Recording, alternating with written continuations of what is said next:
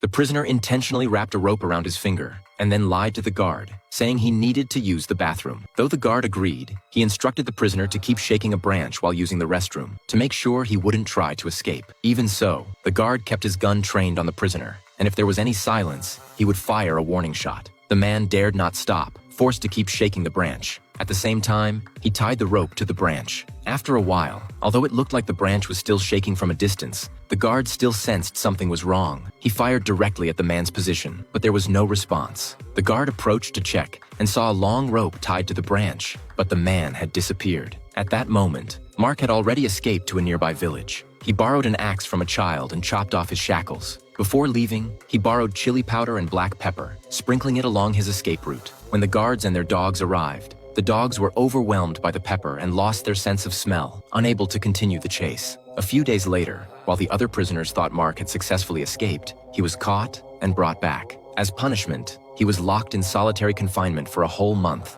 but this did nothing to stop Mark's determination to escape. During a holiday celebration, all the prisoners were singing and having fun, but Mark blatantly sawed through the floor. He wasn't worried that the noise would alert the guards, since the celebration was loud enough to cover his movements. When the bell rang, the guards began their rounds. Mark had already dug a hole, and his cellmate quickly pulled out a hidden magazine to distract the guards' attention. Mark slipped through the hole, and another prisoner followed him. This prisoner, acting as a decoy, ran straight for the fence and started climbing the barbed wire, drawing everyone's attention. Though he suffered some pain, it created the conditions for Mark to escape. The guards noticed and immediately sent the dogs to chase. By then, Mark had already run far. To throw off the dogs, he kept jumping in and out of a section of wire fence. When the guards and dogs arrived, the dogs kept crossing the fence and completely confused the guards. Mark kept running through ditches, tirelessly fleeing, as if freedom had given him endless energy. Eventually, Mark wore out the dogs chasing him, and they collapsed from exhaustion. The other prisoners saw the dead dogs and thought Mark had successfully escaped this time. But to their surprise, a few days later,